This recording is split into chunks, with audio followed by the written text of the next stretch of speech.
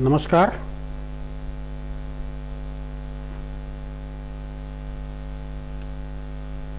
जय विज्ञान, जय संविधान।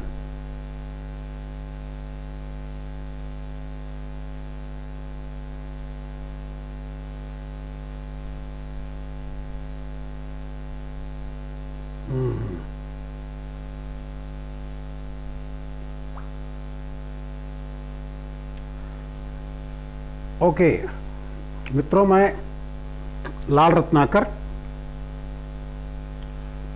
और मेरा समय आरंभ हो गया है। मैं अब अपनी मूल बात पर आता हूँ। आज का मेरा विषय है सांस्कृतिक साम्राज्यवाद के खिलाफ अभियान एवं नई संस्कृति पर विमर्श। तो मैं डॉक्टर लाल रत्नाकर इस पर बात करूँगा। तमाम मित्र जो देश भर में हमें देख रहे हैं उनको मेरा सादर नमस्कार है, और आप जहाँ पर मेरी त्रुटियाँ हों, जहाँ गलतियाँ हों, मुझे बताते रहेंगे, लिखेंगे कि मुझे क्या करना है। अब मैं आता हूँ कि सांस्कृतिक साम्राज्यवाद क्या है। जैसा कि हम जानते हैं, संस्कृति का मतलब होता है सत्य, दया, ममत्व, प्रेम, सहयोग, जो हमारे भीतर पाया जाता है, जो एक मानव मात्र के अंदर होता है और वो सहजतया उसको उसी भाव में वो होता है। और ये जब इसके साथ साम्राज्यवाद जुड़ जाता है तो साम्राज्यवाद भौतिक चीज है, ये बाहरी चीज है। इसका मतलब है कि जो हमारे अंदर है, दया, प्रेम, ममत्व, सहयोग, सद्भाव, वो पलट जाता है। वो हो जाता है विपत्ति, घृणा, नफरत, भेदभाव, साम्राज्यवादी प्रवृत्ति। इसी को साम्राज्यवादी प्रवृत्ति कहते हैं। तो साथियों, हम अक्सर कहते हैं वसुधैव कुटुंबकम की बात करते हैं और बांटे हुए हैं हजारों हजारों जातियों में, एक लंबे समय से विभाजित किए हुए हैं। समाज को समझने के लिए सबसे पहले हमें देखना होगा कि सांस्कृतिक साम्राज्यवाद का मतलब क्या है। अगर इसे लोक या सीधे सीधे कहा जाए तो पाखंड, अंधविश्वास और चमत्कार का प्रसार है, जिसका निर्देशक प्रतीकात्मक मुख्यालय ब्राह्मणवाद है, जिसने भारतीय संस्कृति को पूरी तरह हथिया लिया है और अपने को श्रेष्ठ और श्रेष्ठ पुरुष के रूप में स्थापित करके मानवों के मध्य कथित अज्ञात ईश्वर का प्रतिनिधि बन बैठा है, जिसने हजारों देवी देवताओं को बनाकर एक पाखंडी, अंधविश्वासी और चमत्कारी साम्राज्य खड़ा किया और उसका मुखिया प्रमुख बन बैठा है।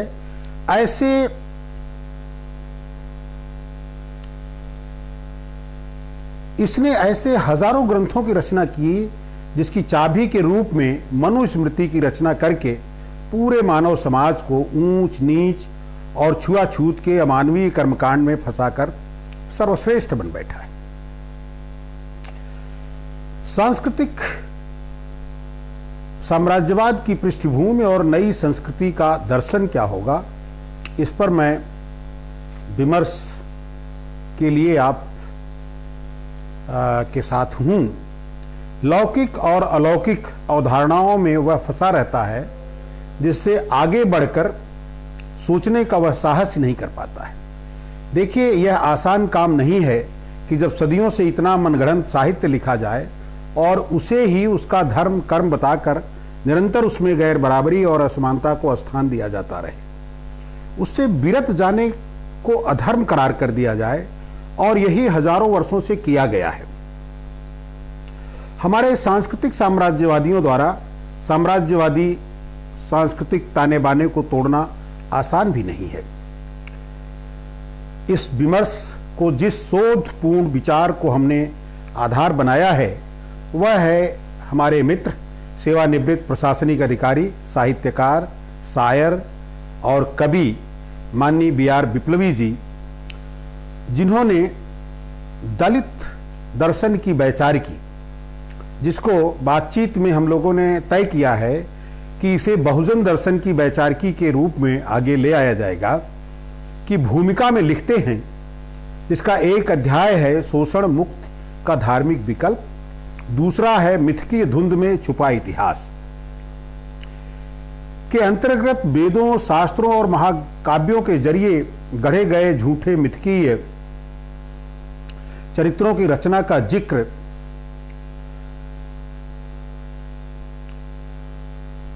है। ये मिथकीय चरित्र अशिक्षा के अंधेरे से इतिहास की सच्चाइयों को ढांपे हुए हैं। झूठ को सच दिखाने का यह नायाब नुक्सा भोली भाली जनता पर सांस्कृतिक वर्चस्व स्थापित करने का कारण बना है। लंबे समय से भारतीय इतिहास के वास्तविक चरित्र आम जन से प्रायः अपरिचित रहे हैं तथा इनके नकली चरित्रों को ही अपना हीरो मानकर एक खास वर्ग की दास्तान के लिए बाध्य किया जाता रहा है। क्योंकि यह प्रक्रिया इतनी लंबी चली है कि दिखावे में अगर कहीं कमजोर पड़ जाए, लेकिन रक्त में, मस्तिष्क में और अंतर्मन में गहरे तक वह जड़ जमाए बैठी है। और यही कारण है कि पिछले दिनों देश में जाति और संप्रदाय के नाम पर हजारों हजार लोगों को मार दिया गया और उनको कहीं नोटिस तक भी नहीं लिया गया। समय समय पर सामाजिक चेतना फैलाने वाले महापुरुषों ने सांस्कृतिक साम्राज्यवादी विचारों पर हल्ला बोला, लेकिन समय के साथ उन्हें भी किस तरह से घुसपैठ करके सांस्कृतिक साम्राज्यवादियों ने अपने अनुकूल बना लिया। इसी संदर्भ में यह कबीर का पारख परीक्षण दर्शन व्यवहारिक तथा बेजोड़ है। कबीर दासी कहते हैं, रत्न को तो पारखी ही पहचानेगा, बिना पारख दृष्टि के किसी भी विचार या मान्यता का सही मूल्यांकन करना संभव नहीं हो सकता। जो दिखाई देता है वह है नहीं और जो है वह दिखाई नहीं देता। इसलिए बिना पारख ज्ञान के यह भक्त व्यर्थ है तथा दिखावा मात्र है। यह दर्शन भी भगवान बुद्ध द्वारा प्रतिपादित तर्क की कसौटी और मंगल अमंगल के निर्णय पर आधारित फलसफे का ही विस्तार है। कबीर कहते हैं, वस्तु अंतय खोजे अंतय क्यों करावे हाथ। वस्तु अंतय खोजे अंतय क्यों करियावे हाथ। सज्जन सोई सराहिए जो पारख राखे साथ। कितनी बड़ी बात कही है कबीरदास ने यहां पर कि आप अगर पारखी हैं तो ज्ञान और अज्ञान आपके सामने कुछ नहीं है। आप दूध का दूध और पानी का पानी कर लेंगे। तो इसलिए कबीर इतने उस समय इतने ताकत से लोगों को, पाखंडियों को ललकार रहे थे, जो उस समय के हिसाब से देखा जाए तो एक बहुत बड़ी चुनौती के रूप में दिखाई देता है। कबीर का पारख दर्शन तर्क पर आधारित वैज्ञानिक सोच वाला दर्शन है। हालांकि ऐसा कोई पहली बार नहीं हो रहा है कि हम इस पर बात कर रहे हों। इस पर निरंतर चिंता बनी हुई रह रही है और इतिहास में जाएं तो इस पर कबीर, फुले, अंबेडकर, थिरुवल्लुर, योथिथास, चोखा मेला, तुकाराम, अयंकली, बसवा, नारायण गुरु और पेरियार का बहुत बड़ा प्रहार रहा है। माननीय जगदेव कुशवाहा, माननीय ललाई सिंह और माननीय रामस्वरूप वर्मा हमारे पूर्व युग के बहुत करीब तक इस पर आघात ही नहीं करते रहे। उन्होंने इसे छोड़ा ही नहीं, उसका विकल्प भी दिया है, जिस पर हम आगे बात करेंगे।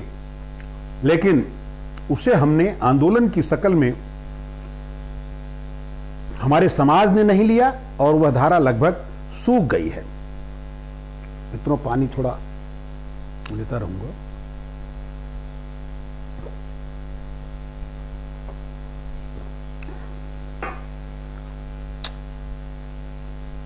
आप लोग भी चाय वगैरह पीते रहिए। हमारी चाय आ गई थी, मैं बीच बीच में लेता रहूंगा।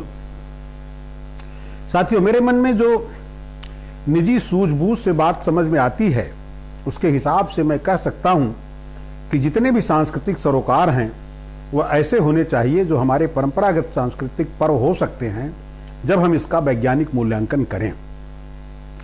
यदि यह सब वैज्ञानिक तरीके से हमें प्रभावित नहीं करते हैं तो हमें यह स्वीकार करना होगा कि हमें उसमें फंसाया गया है। हमारे मित्र विप्लवी साहब की पुस्तक में एक बहुत ही जबरदस्त अध्याय है जो हमारे इस पूरे प्रसंग को बहुत ताकत देता है। शोषण मुक्ति का धार्मिक विकल्प। वो लिखते हैं कि आज समूची दुनिया के शिक्षित एवं जागरूक वर्ग में शायद ही कोई इस बात से अनभिज्ञ होगा कि भारत की बहुत बड़ी आबादी लंबे समय से शोषण की शिकार रही है। भारत की समग्र विकासोन्मुखी धारा में इस बड़े समुदाय को पीछे छोड़कर किसी प्रकार की वैश्विक अगुवाई की आकांक्षा भ्रामक है। इसलिए भारतीय संदर्भ में दलित, पिछड़े एवं स्त्री को शोषण मुक्त करने के सारे उद्यम, जिससे इनके आर्थिक, सामाजिक और धार्मिक आजादी बहाल हो सके, पहली तथा सर्वोपरि शर्त होनी चाहिए। जब हम दलितों, पिछड़ों की मुक्ति के संदर्भ में बात कर रहे हैं तो यह जानना आवश्यक है कि यह मुक्ति की अवधारणा क्या है। इस पर विचार करते हुए हम स्वाधीनता, समता और बंधुत्व की घोषित संवैधानिक मूल्यों के परिप्रेक्ष्य में वर्तमान सामाजिक दर्शन की स्थितियों की पड़ताल करने की कोशिश करेंगे। मुक्ति का जो प्रचलित अर्थ है वह किसी बंधन, विचार, प्रभाव या विश्वास या व्यवस्था से छूट जाने की अवधारणा है। इससे अज्ञान, अशक्तता, अक्षमता या असमर्थता के कारण भौतिक या मानसिक परवस्था से खुद को छुड़ा लेने का अभिप्राय है। यह आजादी, स्वच्छंदता या स्वीकार्यता के अर्थों से अलग परिस्थितिजन्य अवांछित वैचारिक, सामाजिक, आर्थिक, राजनैतिक और धार्मिक मान्यताओं की जकड़ में कैद रहने की अवधारणा है, जिससे छूटते ही अपने मौलिक प्रस्थान बिंदु की तरफ लौटने का आग्रह आभासित होता है। मुक्ति के बाद ही अपनी स्वतंत्रता, विचार सत्ता, धर्म सत्ता, समाज सत्ता, अर्थ सत्ता तथा सामाजिक सत्ता को चुनने का विकल्प खुला होता है, क्योंकि गुलामी में इन मूल्यों की प्रायः रिक्तता या अनुपस्थिति ही रहती है। दूसरे शब्दों में, मुक्त की कामना उन सारे आरोपित और जबरन थोपे गए मूल्यों के नकार तथा अपनी मूल मान्यताओं की ओर तत्काल आ जाने की घोषणा है। इस अर्थ में दलित, शोषित जनता की मुक्ति के रास्तों की तलाश करते हुए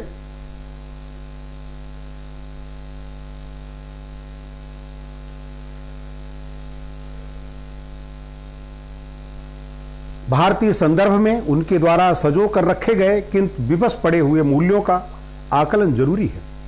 इन्हीं मूल्यों के साथ नए रास्तों की तलाश करनी होगी। यहां इस अवधारणा पर विस्तृत चर्चा करना अनिवार्य है कि किस प्रकार भारत का शोषित वर्ग सिंधु घाटी सभ्यता की प्रगतिशील समृद्ध परंपरा का वारिस होते हुए भी संक्रमणशील सांस्कृतिक आक्रमण के गिरफ्त में आ गया। यहां हम हड़प्पाई सभ्यता के उद्गम, विकास से लेकर वहां उपस्थित आर्थिक, सामाजिक एवं सांस्कृतिक धरोहर के वाहक आज के दलित, पिछड़े वर्ग की बाध्यताओं और व्यवस्थाओं तक को चर्चा में लाने की कोशिश करेंगे। तदंतर आज की प्रचलित मान्यताओं के बरक्स मुक्ति की आधुनिक वैचारिकी का विवेक सम्मत अध्ययन हो सकेगा। मित्रों, संभवतः मेरी आवाज आपको बहुत साफ तौर पर सुनाई दे रही होगी। अगर किसी भी तरह की कोई गड़बड़ी हो रही है तो आप मुझे सूचित कर सकते हैं और आप अपने प्रश्न मुझे भेजते रहें, मैं उसका जवाब आपको दूंगा लास्ट में।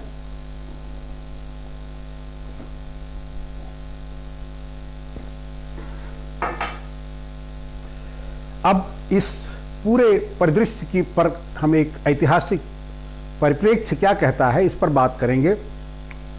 अब तक के ज्ञात इतिहास द्वारा विदित होता है कि भारतीय भूभाग पर यहाँ के निवासियों के जीवन में जो परंपराएं, आस्थाएं तथा मूल्य उन्हें सामाजिक पहचान दे रहे थे, उनके अपहरण या उनका गला घोटने की कोशिश ने ईसा के सैकड़ों वर्ष बाद चलकर अपनी नई परंपराओं को उन पर जबरन अध्यारोपित कर दिया। इन पुरानी परंपराओं पर कई तरह के दबाव, लालच तथा परवस्था के कारण धीरे धीरे नई परंपराएं अपनी जड़ें जमाती गईं। फलस्वरूप प्राचीन परंपराओं को धुंधला करते हुए अपरूपित भी करती गईं। यह प्रक्रिया सामाजिक थी अतः किसी तूफानी गति से उलट पलट हुई हो ऐसा भी नहीं संभव है। कदाचित यह नई परंपरा यहाँ के हवा पानी में घुल मिलकर धीरे धीरे अपना अस्तित्व स्थापित करने की कोशिश में लगी रही। यह सत्य है कि भिन्न संस्कृतियों के संसर्ग से परिवर्तन होते ही हैं, किंतु भारतीय संदर्भ में लंबे समय से स्वाभाविक, नैसर्गिक तथा सर्वमान्य पुरानी परंपराओं के साथ मात्रा आंशिक संशोधन या घटत बढ़त ही नहीं हुई, वरन कई आमूल चूल बदलावों के साथ उन्हें नई पहचान दी जाती रही। फलतः मूल निवासी प्रजा जनों की परंपरा को धीरे धीरे बदलकर बाहरी आगंतुक अर्ध सभ्यताओं ने अपने निहित स्वार्थ के कारण उन पर अधिकार जमा लिया। यहाँ जरूरी हो जाता है कि मूल निवासियों द्वारा व्यवहार में लाई गई पुरानी परंपरा, तीज त्योहार तथा पूजा उपासना की सही पहचान कर उनकी सीमाओं तथा आचार संहिता को स्पष्ट रूप से चिन्हित करते हुए प्रतिपादित और परिभाषित किया जाए। दलित बहुजनों के संदर्भ में यह सांस्कृतिक संकट बहुत बड़े हारे हुए युद्ध की तरह है, जिससे वह आज तक मनोवैज्ञानिक रूप से उबर नहीं पा रहा है। आक्रांता समुदाय के सांस्कृतिक वर्चस्व द्वारा अधिरोपित इस सांस्कृतिक गुलामी से छूटने हेतु अपनी खोई हुई परंपरा की तरफ लौट आना तथा वंचक संस्कृति का पुरजोर प्रतिकार करना ही उसकी मुक्ति का मार्ग प्रशस्त करने वाला हो सकता है। यह जाना जाए कि भारतीय भूभाग की पुरानी संस्कृति प्रायः मिस्र एवं मेसोपोटामिया की परंपराओं के साथ साथ विकसित होती रही। ये सभ्यताएं आपस में अंतर संबंधित भी जान पड़ती हैं। कहना कठिन है कि किस सभ्यता ने किससे कितना, कब और किस रूप में क्या क्या लिया या किसको क्या क्या दिया। इतना सत्य है कि ईसा के 10,000 साल पहले से लेकर 5,000 साल पूर्व के काल तक विकास की अपनी अद्वितीय पहचान के कारण इन सभ्यताओं ने मानव जीवन में सामाजिक, आर्थिक तथा धार्मिक परंपराओं को एक संस्थागत व्यवस्था के तहत स्थापित कर दिया था। आपसी विनिमय ने निश्चित ही इन्हें अधिक जीवनोपयोगी बनाया होगा। भौगोलिक दूरियों ने इस रूपांतरण को यद्यपि द्रुत गति से घटित नहीं होने दिया होगा, किंतु विकास की स्वाभाविक आवश्यकताओं ने आर्थिक एवं सामाजिक परंपराओं के व्यवधान को आसानी से हटा लिया होगा। प्रकारांतर से ये अंतर संबंध किसी न किसी रूप में सांस्कृतिक आदान प्रदान के लिए भी मार्ग प्रशस्त अवश्य ही किए होंगे। फलतः भाषाई, शिल्पिक एवं वाणिज्यिक लेन देन के कारण भारत, पाकिस्तान, अफगानिस्तान के सीमांत जल्दी ही एक सुसभ्य संस्कृति के वारिस बन गए। यह सभ्यता ही सिंधु घाटी की सभ्यता के नाम से अभिहित की गई है। भारतीय भूभाग की सिंधु घाटी के नाम से पहचानी गई हड़प्पाई सभ्यता की तरफ अपना विमर्श केंद्रित करें तो पाते हैं कि इस सभ्यता के निशान आज लगभग 20 लाख वर्ग किलोमीटर तक क्षेत्रों में फैले हुए हैं। यह सुक्ता जेंदोर बलूचिस्तान के मकरान प्रायद्वीप से आलमगीर उत्तर प्रदेश तक, जम्मू कश्मीर के मांडा से लेकर महाराष्ट्र के अहमदनगर जिले के दामियाबाद तक फैले हैं। द हिंदू फरवरी 2015। इससे यह साबित होता है कि भारतीय प्रायद्वीप के बहुत बड़े हिस्से पर मानव सभ्यता की गतिविधियां एक विकसित सभ्य समाज के रूप में फैली हुई थी। इसके अवशेषों के जरिए मूल निवासियों के धार्मिक, सांस्कृतिक रिवाजों तथा वर्तमान समय के रिवाजों का तुलनात्मक अध्ययन करने से उपर्युक्त सांस्कृतिक अपकर्षण तथा विरूपण को पहचान करते हुए अतिक्रमणशील शोषक परंपराओं से मुक्ति का सुझाया जा सकता है। शोषण के लिए उत्तरदायित्व की निशानदेही किए बिना उससे छुटकारा पाना कतई नामुमकिन है। इस संबंध में जीवन के प्रत्येक क्षेत्रों में सिलसिलेवार अध्ययन एवं साक्ष्यों के आधार पर मीमांसा करें तो इन विसंगतियों की क्रमिक दखलंदाजी को निम्नवत सूचीबद्ध किया जा सकता है। का सामाजिकी हड़प्पाई सामाजिक परिवेश नगरी तथा ग्रामीण दोनों तरह का था, जिसमें अन्न उत्पादन, शिल्प, कारीगरी, नौकायन तथा व्यापारिक संस्थानों के प्रमाण हैं। तदनुसार सामाजिक जिम्मेदारियां भी निर्धारित की गई प्रतीत होती हैं। यह बात प्रमाणित होती है कि नगर में राज्य कर्मचारियों के साथ शिल्पियों तथा दस्तकारों के भी आवास थे, जो बराबर की सुविधाओं से युक्त थे। इसलिए आज की बड़ विभाजक व्यवस्था में शिल्पियों एवं दस्तकारों के दमन तथा शोषण की अवस्था एवं उनकी दीनहीन जीवन प्रणाली हड़प्पाई प्रकृति की देन तो कतई नहीं हो सकती। कालांतर में किए गए हस्तक्षेप एवं बल प्रयोग के द्वारा लाए गए परिवर्तनों के कारण ही ऐसा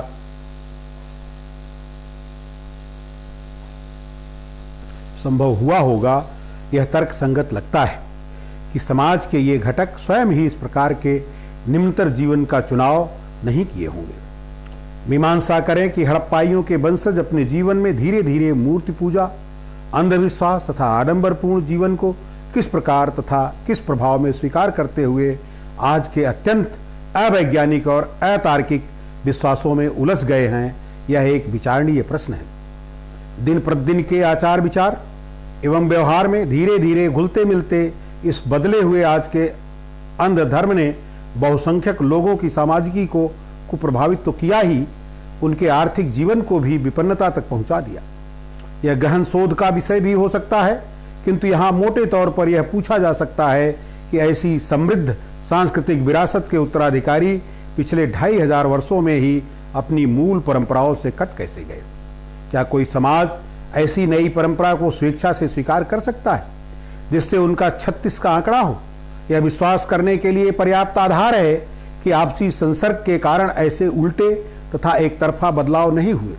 आर्थिक सामाजिक बाध्यकारी व्यवस्थाओं से उपजी जरूरतों के कारण तथा कई मामलों में वर्चस्ववादिता के बहकावे में ऐसे बदलाव प्रायः अनजाने ही हुए होंगे।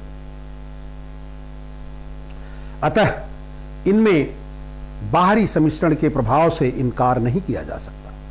मुख्यतः पश्चिमी भारत के वे भूभाग जहां हड़प्पाई संस्कृति ने अपने स्वर्णिम उत्कर्ष देखे हैं, लगातार पश्चिम तथा उत्तर पश्चिम की ओर से ईरानी, तुरानी, मिस्री, बलूच, उज्बेकी, तुर्की, अमीनाई, अफगानी, इराकी, चीनी एवं मंगोल आक्रांताओं, व्यापारियों तथा आव्राजकों द्वारा घुसपैठ के कारण भिन्न रीति रिवाजों से लगातार दो चार होते रहे। फलतः इनके साथ सांस्कृतिक और सामाजिक आदान प्रदान स्वाभाविक ही था। विचारणीय यह है कि उपर्युक्त समूहों द्वारा कभी कभार छिटपुट किए जाने वाले आक्रमणों या लूटपाट के कारण सांस्कृतिक परिवर्तनों में इतनी बड़ी निर्णायक गति नहीं आ सकती। इसलिए ये संभावनाएं कतई स्वीकार करने योग्य नहीं है कि आव्राजकों एवं आक्रमणकारियों के आने जाने से ही ऐसा हुआ होगा।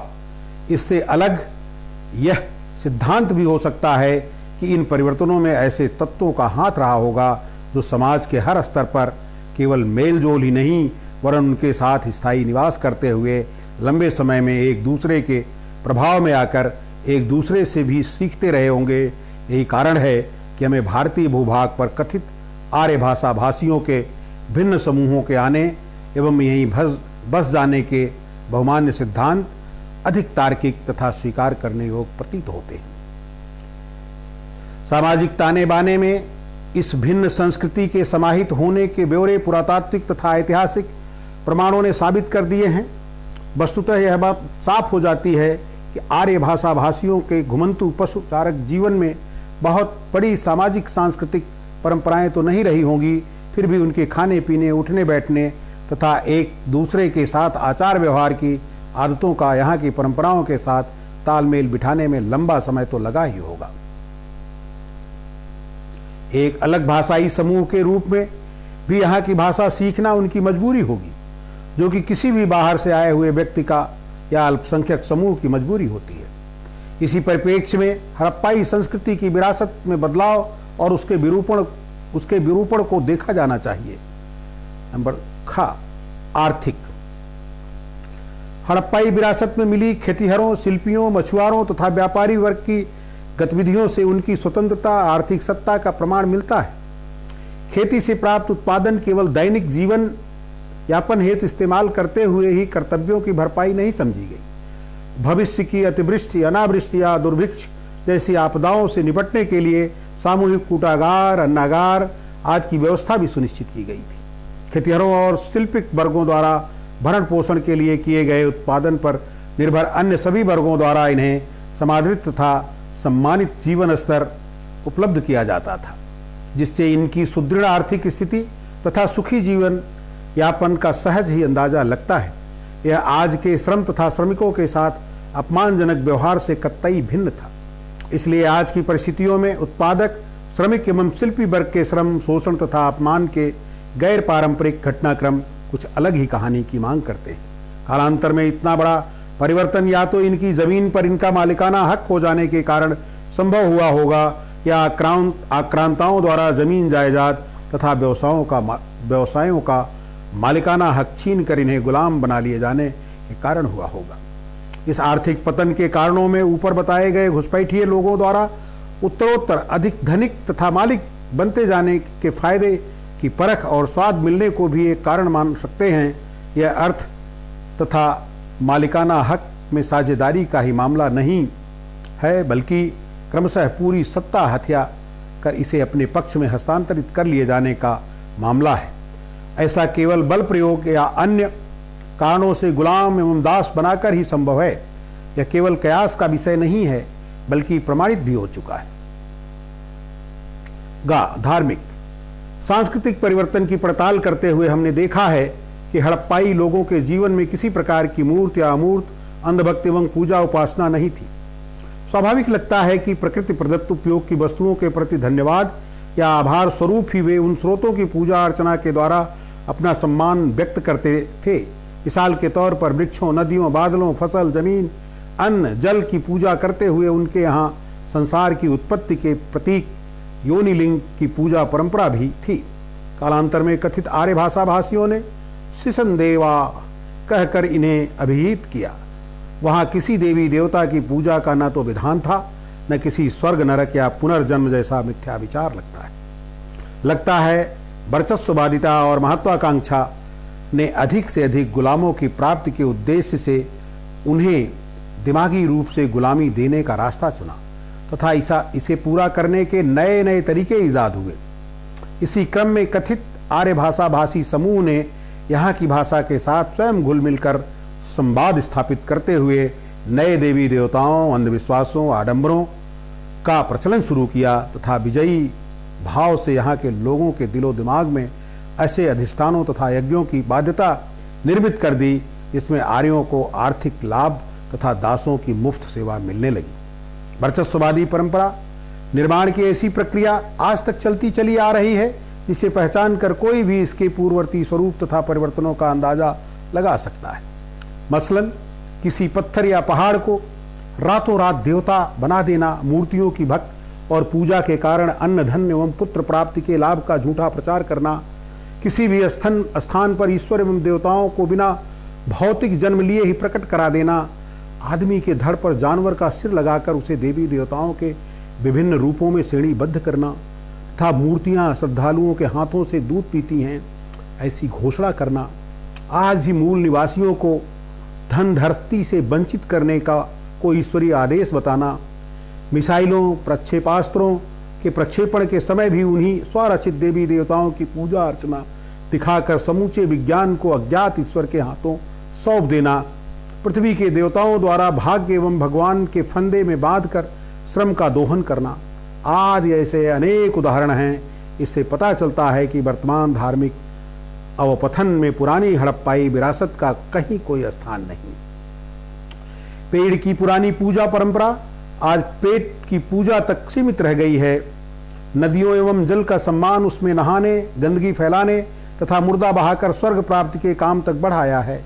सृष्टि में जीवोत्पत्ति के स्वागत और उल्लास के प्रतीकों को पत्थरों में ढालकर उन पर लाखों करोड़ों टन दूध दही गिराकर बर्बाद किया जाता है, जहां उत्पत्ति के जश्न के बहाने बाकी कुकर्मों की अनुमति खास वर्ग को आसानी से मिली होती है। इसकी जानकारी होनी चाहिए कि धार्मिक मामलों में भी प्रकृति पूजा से हटकर ये परंपराएं प्रायः अभिजात भू सुर पृथ्वी के देवता की पूजा में तब्दील हो चुकी हैं। मंदिरों के नाम पर अरबों खरबों की संपत्ति खास पुरोहित वर्ग के कब्जे में है, जहां संवैधानिक हस्तक्षेप लगभग हरा हुआ सा प्रतीत होता है। आज इन परंपराओं को चलते देना, बदल देने या अन्य किसी विकल्प की पड़ताल जरूरी है, क्योंकि धार्मिक अमला तो सामाजिक, आर्थिक, राजनैतिक एवं सांस्कृतिक परंपराओं को अपनी मनमाफिक वैचारिकी की शर्त पर चलाने के लिए स्वयं भूशासक बन बैठा हुआ है। आश्चर्य है कि देश की 2 से 3% तथा कथित शुद्ध रक्त वाली जमात अशुद्ध रक्त वालों का खून पी रही है। सांस्कृतिक पहलू, अगला पॉइंट है सांस्कृतिक पहलू। ऐतिहासिक रूप से हड़प्पाई रीति रिवाजों या मेले त्योहार के साक्ष्य मिलना कठिन है, किंतु असंभव नहीं है। इसके स्वरूप का अंदाज केवल इसके पुरातात्विक प्रमाणों पर ही आधारित हो सकता है। मसलन हम दावे के साथ कह सकते हैं कि हड़प्पाई लोग वस्त्रों आभूषणों के शौकीन थे तथा आमोद प्रमोद के पुराने प्रचलित साधनों में शिकार से लेकर नृत्य तक की परंपराएं रही हैं। नृत्यांगना की हड़प्पाई प्रतिमा या पुरोहित का सिरोवक्ष भाग उनके प्रतिष्ठापूर्ण जीवन की एक झलक पेश करते हैं। कलाकृतियों के जो नमूने हड़प्पाई शिल्प के विभिन्न क्षेत्रों में दिखाई देते हैं, उनसे उनकी रचनात्मक कल्पना शक्ति तथा गणितीय ज्ञान का साक्ष्य मिलता है। वहाँ का गतिशील समाज जल थल दोनों मार्गों से पड़ोसी देशों के साथ कला शिल्प एवं सांस्कृतिक परंपराओं का आदान प्रदान करता रहा होगा। इसी कारण हड़प्पाई संस्कृति के कई प्रमाण अन्य संस्कृतियों के साथ उनकी प्राचीन धरोहर में शामिल हैं।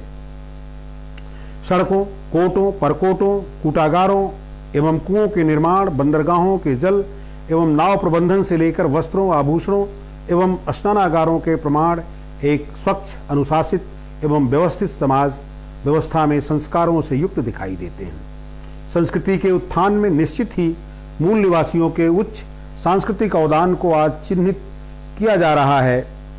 यदि बाद के दिनों में इस संस्कृति के विनाश या अपसंस्कृति द्वारा अतिक्रमण के कारणों को पता लगाना मीमांसा के विषय हो सकते हैं, किंतु इतना तो सत्य ही है कि एक सर्वथा अलग तरह की अस्त व्यस्त एवं आक्रामक वैचारिकी ने हजारों वर्षों तक नृशंस पाशविक अत्याचार एवं दमन के जरिए जिस अपसंस्कृति का बिजूका खड़ा किया है, वही मूल निवासियों के डर का एवं पतन का कारण बना हुआ है। इसकी तह तक न पहुंचने देने के निमित्त वर्जनाओं ने हजारों साल तक बिजूके को जिंदा मनुष्य मनवाने के षड्यंत्र पर विश्वास की हद तक कायम रखा है। वे संस्कार जो हड़प्पाई मनुष्य द्वारा सुख शांति एवं समृद्धि के लिए मैत्रीपूर्ण वातावरण में विकसित हुए थे, वही जोड़ तोड़ छल कपट और आक्रमणों के जरिए हत्याओं एवं नरसंहारों की निर्मम गाथा बनकर पुरानी मान्यताओं एवं परिभाषाओं को झुठलाने लगे हैं। यहीं से शक्ति द्वारा सुख एवं शांति को अर्जित करने का दर्शन शुरू होकर लगातार पलते बढ़ते हुए नृशंस एकीकृत एक तंत्राय राजसत्ता के लिए समेकित कर लिया जाता है। यही अब तक की उत्पोक्तावादी संस्कृतियों की जड़ मूल में है, जहां युद्ध की विभीषिकाओं ने भौतिक उन्नति को सांस्कृतिक और मानसिक उन्नति पर तरजीह दे रखी है। यह संस्कृतियों को दो फांक करने की नहीं, बल्कि पूरी अपसंस्कृति द्वारा एक उन्नत संस्कृति को जड़ मूल से समाप्त करके वजूद में आने की कथा है। आज की परिस्थितियों में जीवन के छोटे बड़े घटनाक्रमों पर मुक्ति के अवदान तथा उसके द्वारा अपसंस्कृतियों मूल्यों को बदलने नकारने की जरूरतों और उसके संसाधनों का क्रमिक मूल्यांकन करते हुए एक व्यवहारिक सुझाव तक पहुंचने की कोशिश करते हैं। मुक्ति की सामाजिक बृहत्तर रूप में भारतीय समाज में हिंदू, मुसलमान, सिख, ईसाई, जैन, बौद्ध तथा पारसी धार्मिक आस्थाओं वाले सामाजिक समूह निवास करते हैं। यहाँ हम अपना विमर्श हिंदू सामाजिक परिप्रेक्ष्य में रखने का प्रयास करेंगे, क्योंकि दलित पिछड़ों के सबसे बड़े धार्मिक कारागार यहीं पर हैं। आज का तथाकथित हिंदू समाज जिन मिश्रित समुदायों को जोड़ने का दावा करता है, उनमें बहुसंख्य तो केवल नाम मात्र के लिए ही इस हिंदू शब्द से जोड़ी गई है। बहुधा आज की प्रचलित संकीर्ण धार्मिक अवधारणाओं से अलग जो धर्मनिरपेक्ष लोग सच्ची भारतीयता के वाहक हैं, उन्हें धर्मों के सीमांकन में जबरन कैद किया गया है। कालांतर में पश्चिमी पड़ोसी मुल्कों में हिंदू शब्द को भौगोलिक दृष्टि से भले ही भारतीय भूभाग के निवासियों के लिए इस्तेमाल किया जाता रहा हो, किंतु आज मात्र 5% से भी कम आबादी वाले तथा कथित संभ्रांत एवं शुद्ध रक्त का दावा करने वालों की हठधर्मिता के कारण ऊपर गिनाए गए धर्मों ईसाई, मुसलमान, पारसी को छोड़कर बाकी समुदायों को हिंदू धर्म की जद में घेरने की बाध्यताएं पैदा की जा रही हैं। ऐसी प्रवृत्ति उस समय और अधिक आक्रामक होती है जब यही तथाकथित शुद्ध खून लोकतंत्र को अपनी शर्तों पर हाँकने के लिए उसकी नकेल पकड़ लेता है। इस वातावरण में बहुतायत किंतु अन्य मनस्क लोगों की हाँ या ना के बीच की सरगम ऐसे अतिवाद को मनमाने फैसले लागू करने के लिए प्रतिरोधहीन अवसर देती नजर आती है। ईसा के लगभग 1000 वर्ष बाद हिंदू शब्द की सामाजिक भौगोलिक परिभाषा को बदलकर धार्मिकता से संबद्ध करने के पीछे अपनी अल्पसंख्यकता को बहुसंख्यकता का हवा बनाने की युक्ति मात्र दिखाई देती है। वैदिक धर्म के बाद ब्राह्मण धर्म की स्पष्ट पहचान ने सामाजिक पहचान में कोई विसंगति या गफलत नहीं रखी थी, किंतु ब्राह्मण धर्म के शब्दों में एक जात विशेष की अल्पसंख्या को असुरक्षा से बचाने के लिए उसे हिंदू कूट शब्द से में परिवर्तित करना एक बड़ी सांस्कृतिक चाल नहीं तो और क्या हो सकती है। एक जाति विशेष की निजी धार्मिकता ने धर्मविहीन या कहें धर्मनिरपेक्ष बहुसंख्या को जबरन अपने बाड़े में कैद करने की लगातार कवायद की। इस प्रकार जबरन गोलबंदी से छूटने की चाहत के कारण निश्चित ही भोले भाले बहुसंख्यक लोगों के मनोभाव सदियों से मुक्तिकामी बने रहे हैं। इस बाड़े में धर्म प्रभु का ठेका है, वह ईश्वरों एवं भगवानों को सामयिक परिस्थितियों के अनुसार गढ़ता रंगता बनाता है तथा धर्म अधर्म की आचार संहिता का श्वेत पत्र जारी करता रहता है। मुक्तिकामी रियाया अज्ञानता बस या लाठी के डर से बाड़े से बाहर नहीं निकल पाती या निकलते ही मारी जाती है। विधर्मियों के घर फूंकने तथा उनकी महिलाओं से बलात्कार करने जैसे ज्यादातर मामले उनके बाड़ा विरोध के कारण ही होते हैं। इस व्यूह से मुक्ति के क्या साधन हो सकते हैं? एक तो यह कि बाड़े के कैदी एक साथ एकजुट होकर बाड़े को तोड़कर पहरेदार को धराशायी करते हुए आजाद हो जाएं। दूसरा यह कि केवल बाड़े के चौकीदार को रास्ते से हटाकर बाड़े की चौखट तोड़कर उसी बाड़े को एक समृद्ध सदन के रूप में विकसित करें।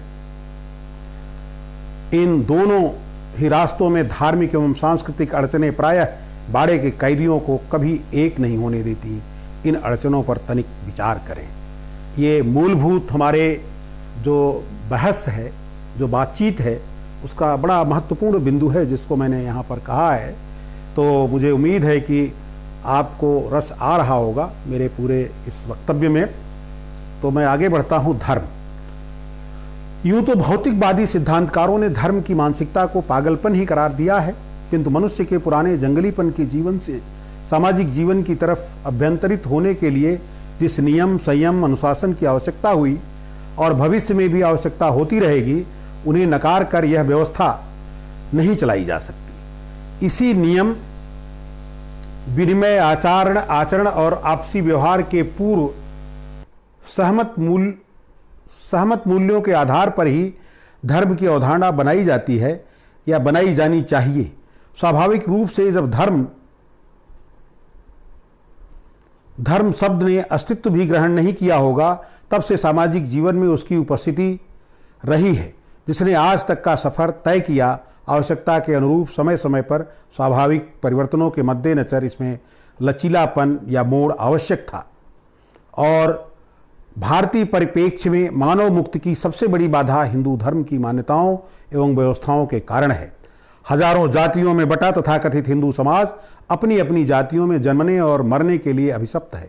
पीढ़ी दर पीढ़ी जाति को ढोते हुए इसकी चारदीवारी से बाहर झांक भी नहीं सकता, जबकि हड़प्पाई प्रकृति उन्मुक्त समाज व्यवस्था ने अपनी विरासत में एक धर्मनिरपेक्ष और उन्नतशील समाज का तोहफा दिया है। आज वही समाज जाति की इस किलेबंदी में घुटकर अपनी मुक्ति का सपना देखना भी भूल चुका है या भुला देने के लिए बाध्य कर दिया गया है। हिंदू जाति प्रथा धर्म से बंधी हुई है, इसलिए जाति से निकलने का एकमात्र साधन है इस धर्म से निकल जाना, इस मान्यता से निकल जाना और इस किलेबंदी से निकल जाना। इतिहास साक्षी है कि हिंदू धर्म से बाहर निकलना तो कठिन है ही, इसके अंदर प्रवेश करना लगभग असंभव है, क्योंकि बाहर से आने वाले व्यक्ति को इस धर्म में शामिल करने से पहले उसकी जात निर्धारित करना अनिवार्य होता है। इसलिए सुविधा के कूड़ेदान के रूप में उस व्यक्ति को स्वीकार्यता केवल शूद्र वर्ण में शामिल होने तक ही होती है। आज घर वापसी के नए तजुर्बे यहाँ भी जो आजमाइश कर रहे हैं, लुब्बे लुबाब यह कि हड़प्पाई विरासत वाले दलित पिछड़ों की मुक्ति हिंदू धर्म से निकल जाने में ही निहित है। मुझे थोड़ा सा समय और लगेगा, मैं अनुरोध करूंगा कि 5 मिनट और जाएं। कहाँ? जैसा ऊपर बताया गया है कि धर्म किसी भी समाज व्यवस्था को चलाने के लिए एक नैतिक आधार होता है।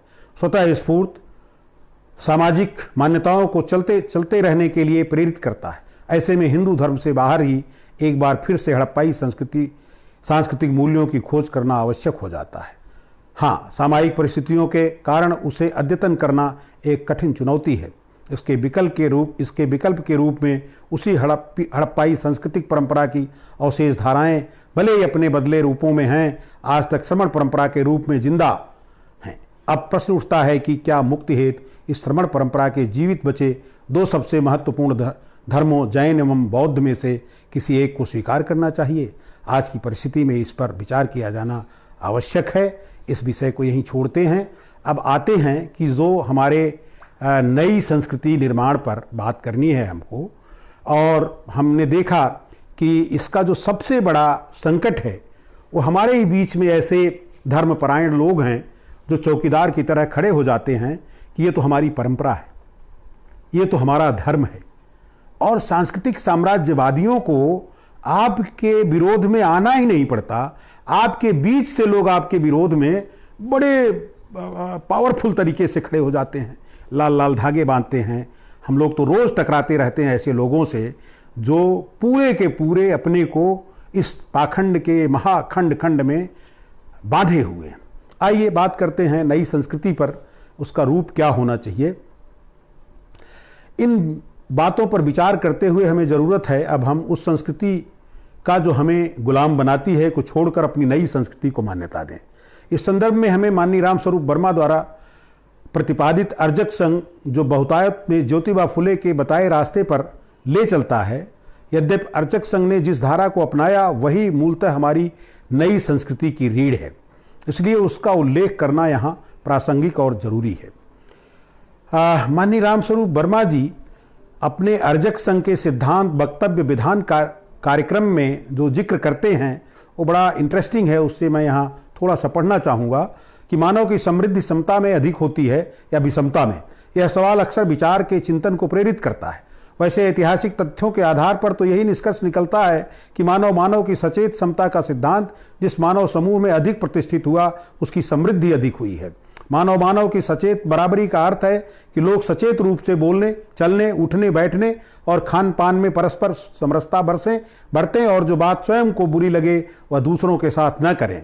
इससे शोषण विहीन सभ्य मानव तैयार होता है। इस संबंध में इतिहास पर दृष्टिपात करना आवश्यक होगा।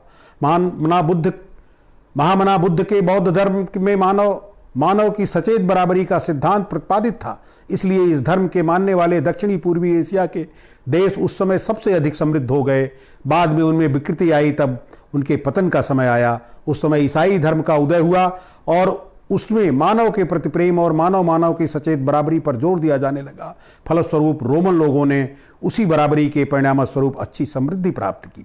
ईसाइयत में मानव बराबरी में विकृति आने पर इस्लाम का उदय हुआ। इसके उदय से इस्लाम के मानने वाले लोगों ने पर्याप्त समृद्धि प्राप्त की। स्पेन से लेकर कंबोडिया तक इनका साम्राज्य फैल गया। इसके बाद ब्रिटेन ने इस मानव बराबरी में एक अध्याय दास प्रथा को समाप्त करके और जोड़ा, क्योंकि मानव की सचेत बराबरी को मानने वाले ईसाइयत या इस्लाम में दास प्रथा थी और उसे मानव समाज का चाहे ऊपरी दोष कहें अथवा चिंतन की कमी कहें, किंतु उसे समाप्त नहीं किया जा सका। ऐसे जनतांत्रिक पद्धति के पोषक विद्वानों ने भी दास प्रथा को उचित ठहराया, यद्यपि यह उनके चिंतन का दोष रहा, किंतु इसे परिस्थितियों का दबाव भी कह सकते हैं। अब मैं आता हूं कि जो नई संस्कृति हमारी हो वो क्या हो, और उस पर चंद बातें हैं, उसको कह करके मैं अपनी बात पूरी करूंगा। इसलिए जो माननीय रामस्वरूप वर्मा जी ने अर्जक संघ में की बात करते हुए, और उससे बहुत सारे लोग जुड़े हुए थे, तो उसमें उन्होंने कहा है कि हमें जो चीज़ें सामूहिक रूप से छोड़नी हैं, जिन्हें समाप्त खत्म करना है, एक तो मूर्ति पूजा पूर्ण रूप से बंद हो जानी चाहिए। दूसरा, शादी ब्याह में ब्राह्मणी व्यवस्था एवं ब्राह्मणों का पूर्ण बहिष्कार किया जाना चाहिए। मृत्यु भोज पूर्ण रूप से बंद किया जाना चाहिए। तीर्थ यात्रा, देवस्थान पर जाना पूर्ण रूप से बंद कर दिया जाना चाहिए। त्योहारों के रूप में प्रचलित सभी त्योहार बंद कर दिए जाने चाहिए। और हमें अंगीकृत क्या करना है, स्वीकार क्या करना है और किस पर काम करना है, उसके लिए कहते हैं कि बहुजन महापुरुषों के जन्मदिन को हम पर्व के रूप में, उत्सव, बड़ा से बड़ा उत्सव के रूप में आयोजित करें और उसको मनाएं, उसमें लोगों के साथ उनके विचारों को, उनकी बातों को फैलाएं। फिर कहते हैं कि प्राकृतिक परिवर्तन यथा फसल, फल, वर्षा से जुड़े, वही जो हमारी हड़प्पा संस्कृति से चीज़ें जुड़ी हुई हैं, वर्षा से जुड़े उत्सव स्थानीय स्तर पर आयोजित किए जाएं।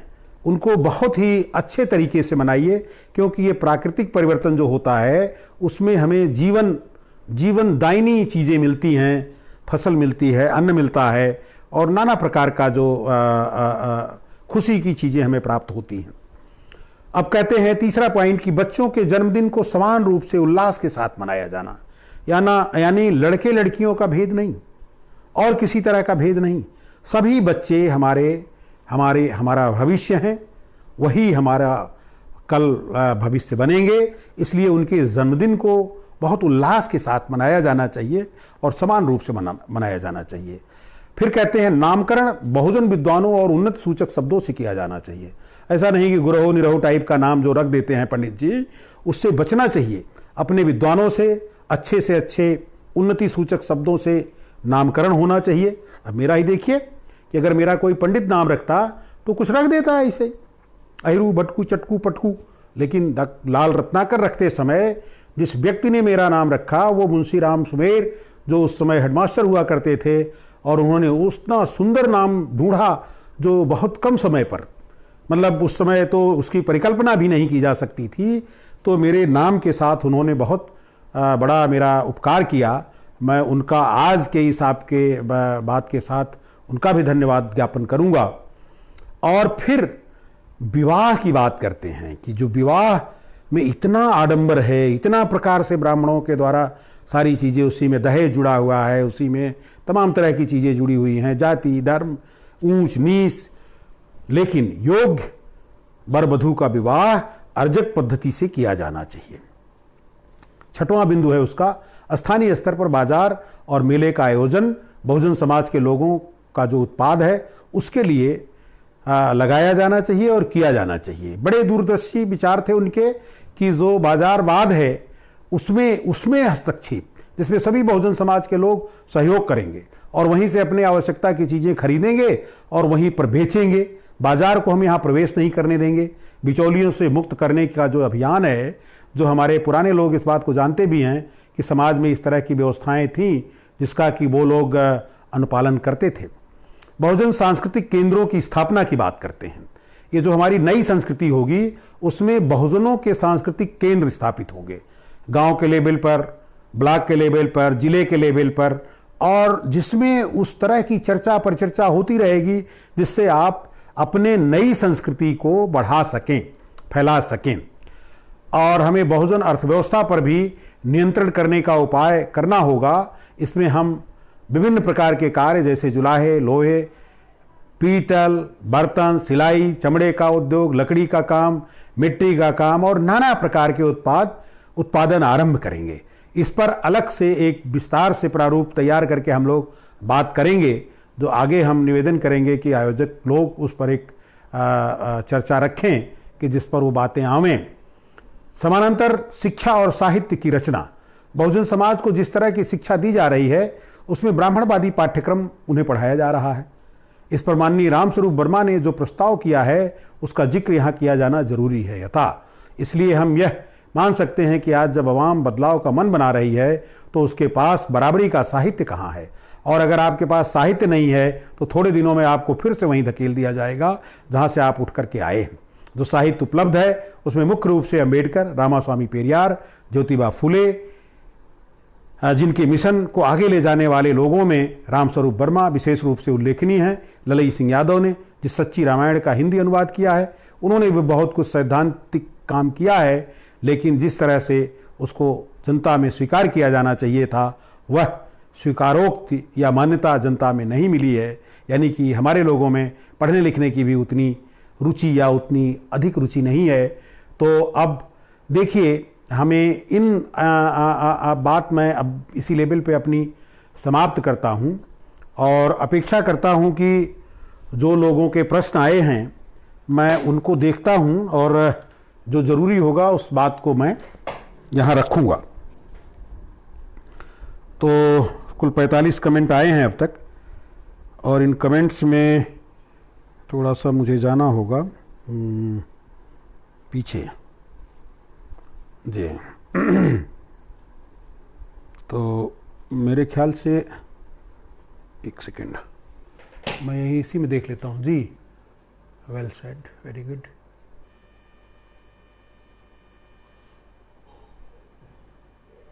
How does common man live without religious festival and ceremony? अरे भाई, मैंने अपनी बात में लास्ट में कह दिया है, आपका उत्तर तो हो गया।